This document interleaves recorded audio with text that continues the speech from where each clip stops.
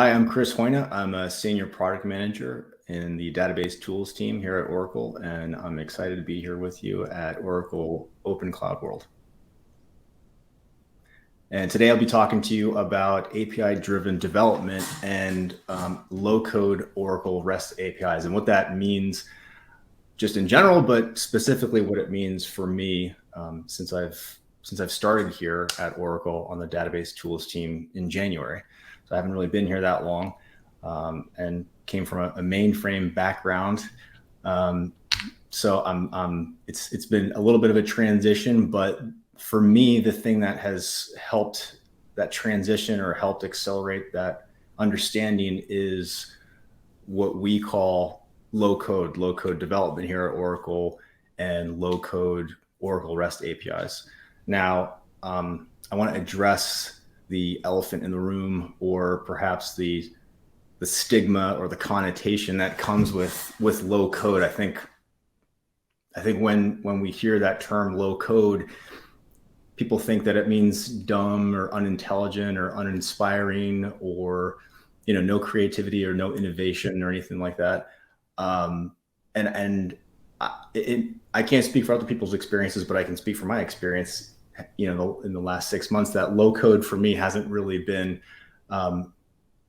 just kind of set it and forget it, but rather what it's really done is I should back up. I should say it's low code is has been a stepping stone or a segue to other forms of development. You'll see that throughout what I mean. It's helped me as a product manager who's not traditionally a developer, or come from a developer software engineer background, to be able to better understand what's happening underneath the covers of all the things that we're doing. Now, for me, primarily, I've been working in Oracle Cloud Infrastructure, specifically database actions, which has also been known as SQL Developer Web previously. So everything that I've been doing has been GUI based for now, but I am branching out into more of the developer tools. So just a little bit more background on me. I said I came from a mainframe background, and if you're familiar with that area, a lot of the languages there are COBOL. You probably heard COBOL, or PL1, C++. But in the past I had done what I'm sure a lot of people have done, which is they've dabbled in different languages and things like that. And Python's one of the more approachable ones. And that's the perspective that I'm bringing to this discussion here. So of course I've done the obligatory Hello World application. You can see here on the right side of the screen, that's a Flask application, a Hello World application. And then on the left, you can see that I've done what I'm sure a lot of people have done, is they've seen it on YouTube or taken a tutorial where they use the Python requests library to interact with an API somehow. So gather some information, some JSON or what have you. And this was kind of like the precursor to what I eventually was gifted when I arrived here on this team, which is take this workshop. We have some workshops I'll show you towards the end of this talk here. Take this workshop and make it work, make this Flask application work with these Oracle REST APIs. And specifically today, I want to show you all the things that you can do with just automatic or auto REST API. But a lot of these APIs that you'll see throughout, not just today, but also the workshops that I'll leave you with at the end, are fully customized. So for me, this idea of low code was really helpful because just in a few simple clicks, I could REST enable a lot of these objects in our database. I mean, specifically, we're just talking about tables, but you can REST enable anything in your database. And again, I'm in OCI. I'm the Oracle Cloud Infrastructure working in database actions, but there are other options to interact with this outside of OCI with your Oracle database.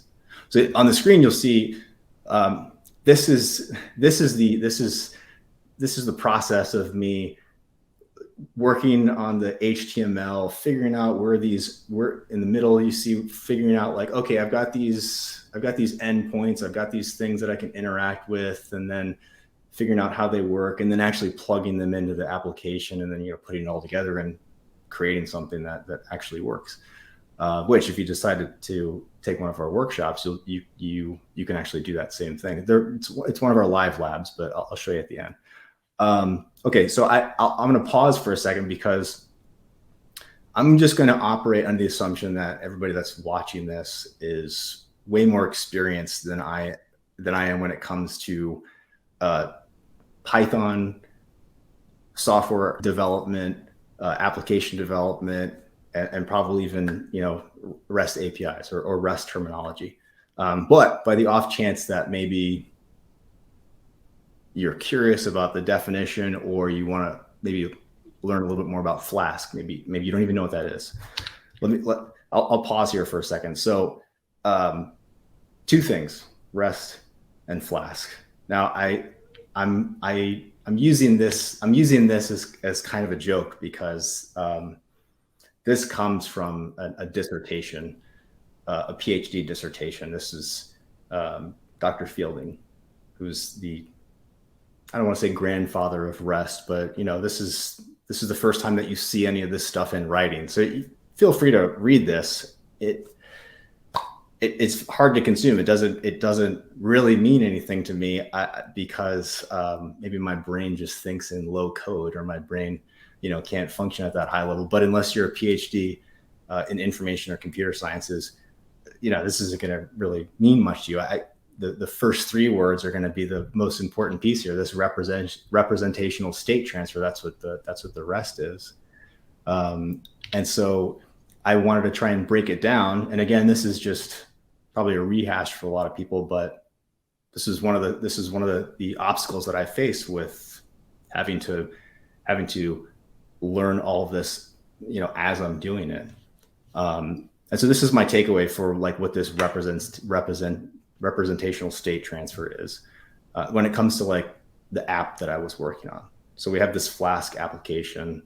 You got somebody that's interacting with it. The user's interacting with it. Every time they interact with it, you'll see we have one of our Oracle REST APIs on the other side of that.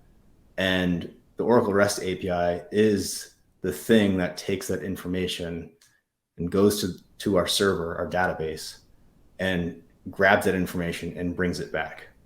So the representation it's not like when you go to a library and you check out a book, and that's the only book there is. It's like you go to the library and you request all the contents of that book, and you get a representation of that book, and then you bring it back. That's where the representational comes in. And the state, or in this case, stateless, essentially means the person who is checking out that book is the one who's responsible for conveying all that information and all that intent. So just like a client interacts with a server, the client provides all the information that they need, and outside of that interaction, the server, the database, is completely ignorant, and it doesn't really care, and it doesn't have to care past that interaction. So that's like what the state is. So the burden falls on the client to communicate most of that information, if that makes sense.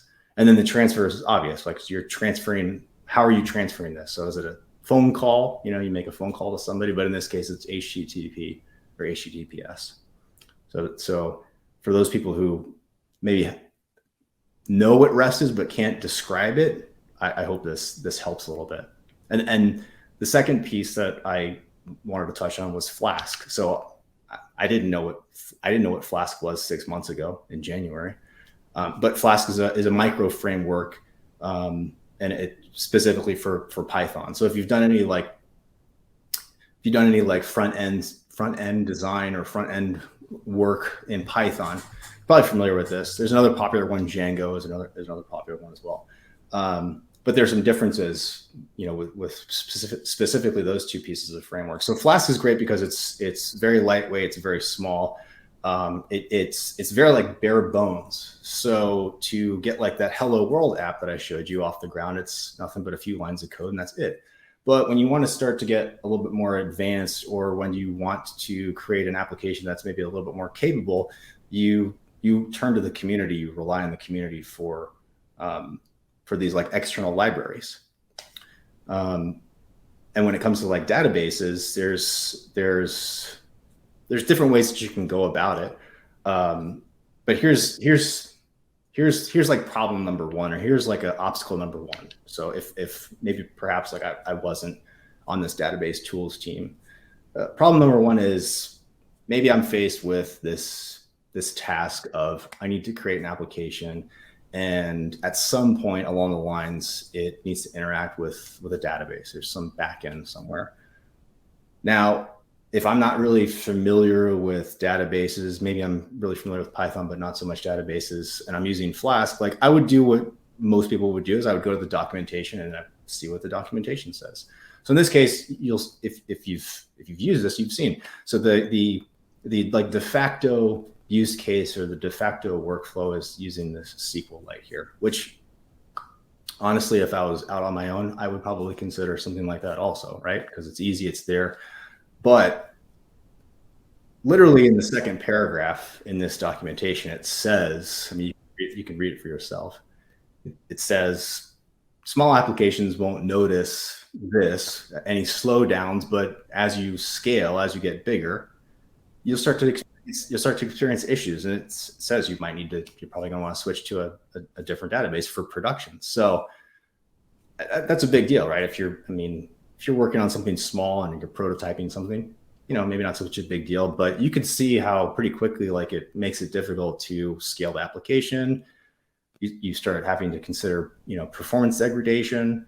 Maybe the application isn't as portable as it could be, because you have to go in there and you have to establish these connections. You have to create these database models. You have to actually put that into your code. So it makes it difficult to share that with people, at least in my mind. And again, I probably have less experience than most, but for me, if I'm trying to get something off the ground quick, that's a big deal for me.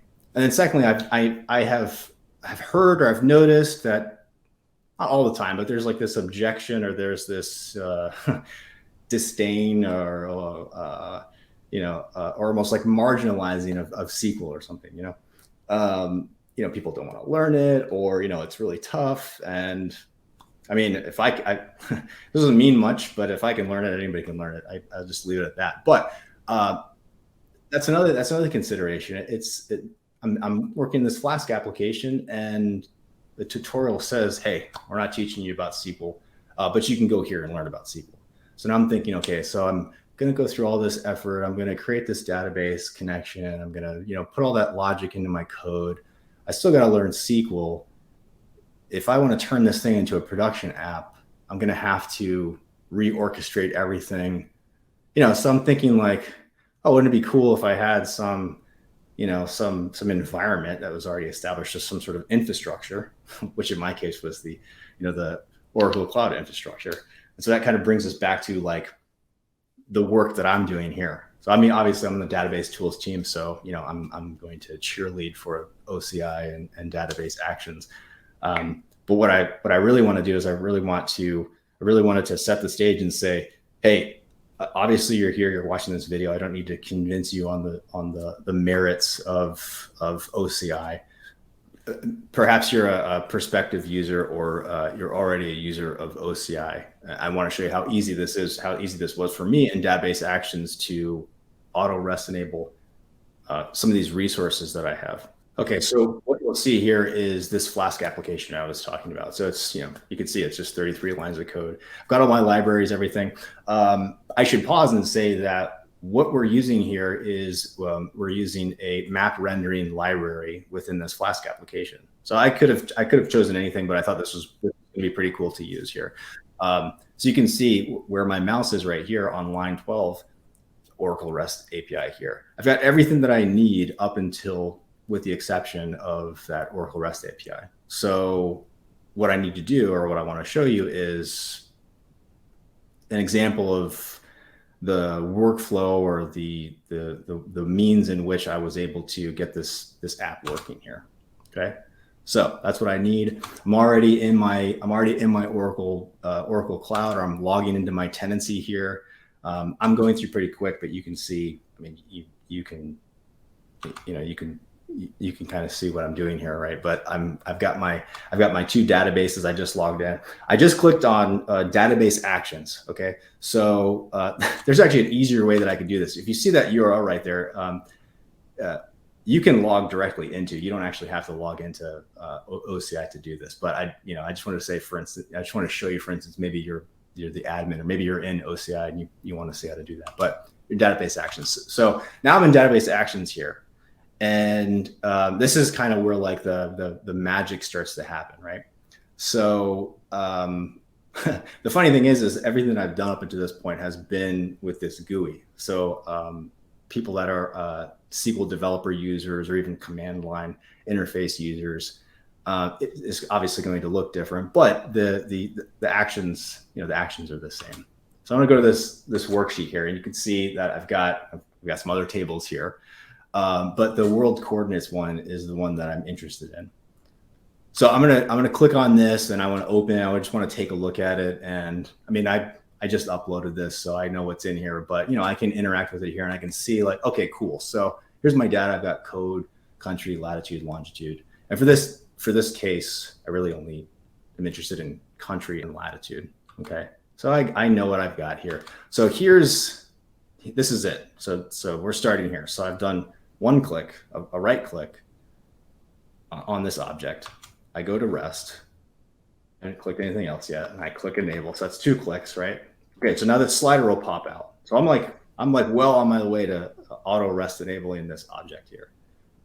And this is Oracle REST data services all underneath the table doing this for us, right? So you're creating an Oracle or an ORDS REST API, but at the same time, ORDS is doing everything for you. So you can see here we've got the object alias that's already populated for us. That's what our URL is going to look like if we want to just put that into the browser to take a look at the response from the API.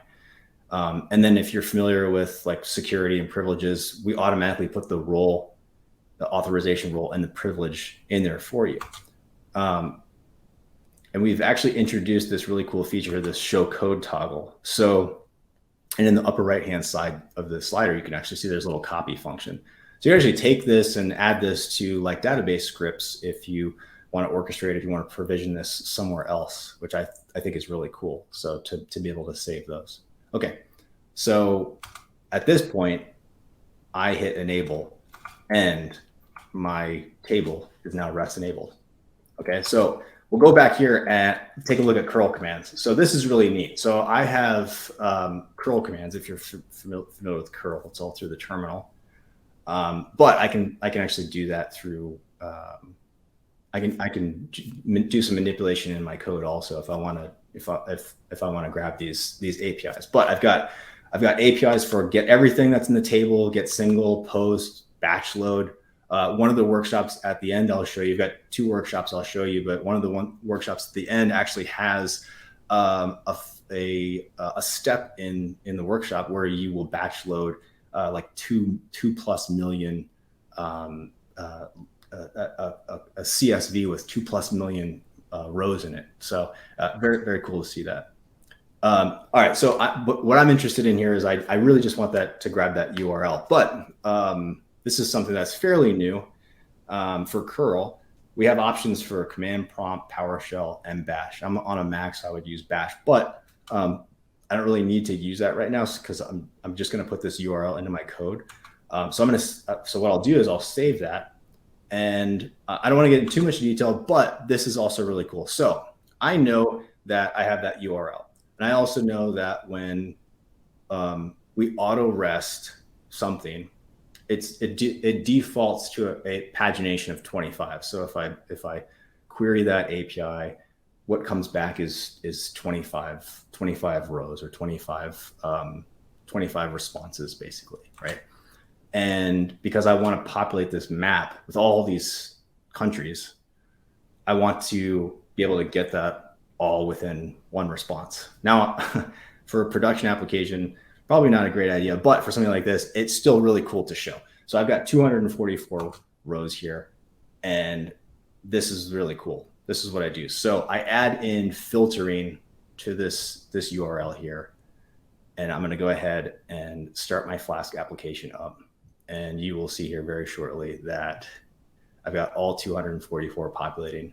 And it was just the one thing, which was that Oracle REST API, which is what got me to where we are right here. If you're interested, you can actually take a look at the different options we have here for the for the REST APIs. You can export all this documentation into the open API specification, so it makes it even more easy. It makes it easier to transmit that or to share that with other people, which I think is really neat. Or if you want to reorchestrate this somewhere else. And if you're familiar with Swagger editors or Postman or Insomnia, anywhere where you can like test or debug APIs, you can do it directly in database actions, which I thought was really neat. So I can test these APIs in a controlled environment, and I can actually take a look at the responses here. I can look at like the response headers. I can look at the code. I can see the curl. I can see everything. So is this low code? I guess technically it's low code, but I'm learning everything as I'm going. I think that's the benefit. That's what's really helped me to really understand this. This is and you can, by default, you can pull things through ID. Same thing. Even in here you can export to the open API documentation specification. So the Oracle REST, I mean, we've just really like scratched the surface with this auto REST, and I guess the takeaway here is, for somebody like myself who's only really truly been doing this since January, and I'm a special case because not only did I have to speed myself up or bring myself up to speed with just REST APIs, but I mean, it was getting a developer environment up and running. It was learning how to do things in Python. So I had like all these things that were up against me. So this idea of low code or API driven development and the way that we do it here at Oracle within OCI and database actions, I mean, it was phenomenal because it made it so easy and so quick for me to just plug things into this application and get it going. And I say I scratched the surface because there's just so much that you get out of the box. Within OCI, you can configure ORDs for high availability.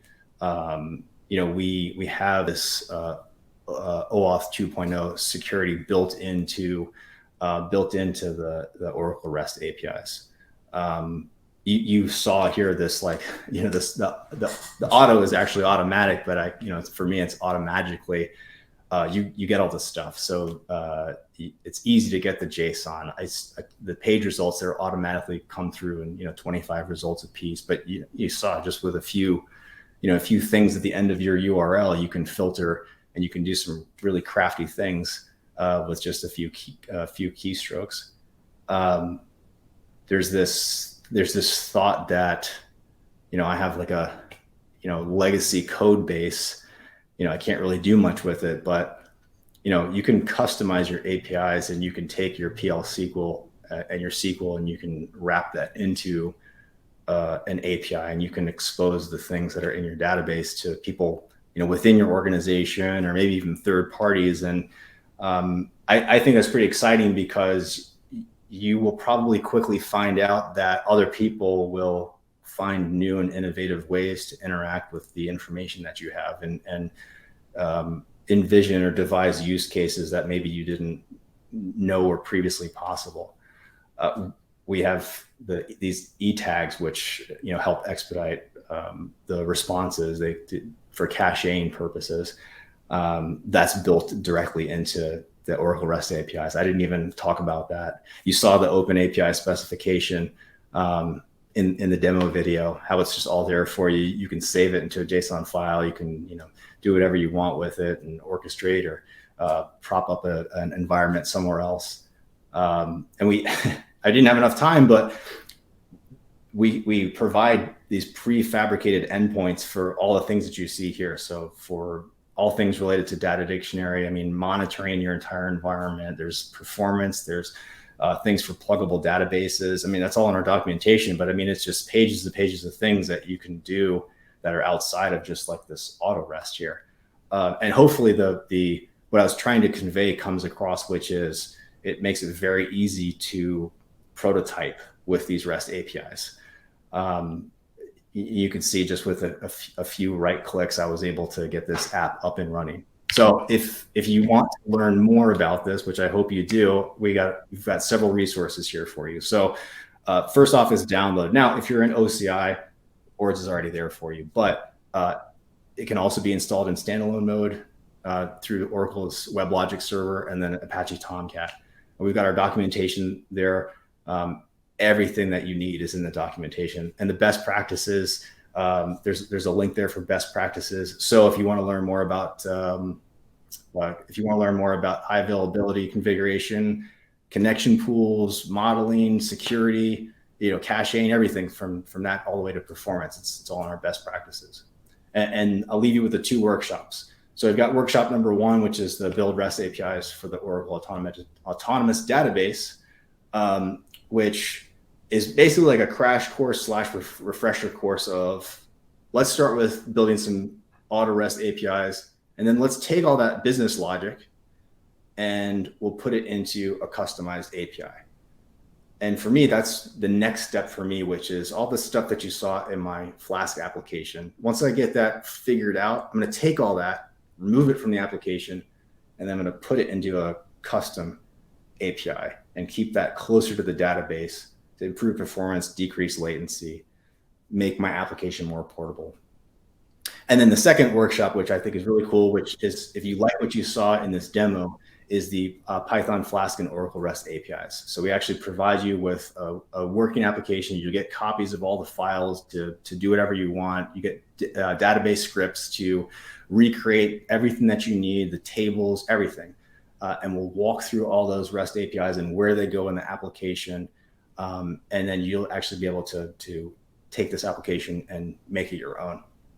So I hope that I've left you with just a little bit better introduction or information into auto REST APIs and how they play like such a huge role in this idea of low code API development, and how it fits or potentially fits with what it is that you're doing out there, in the real world, and particularly within OCI. So thanks for stopping by, and enjoy the rest.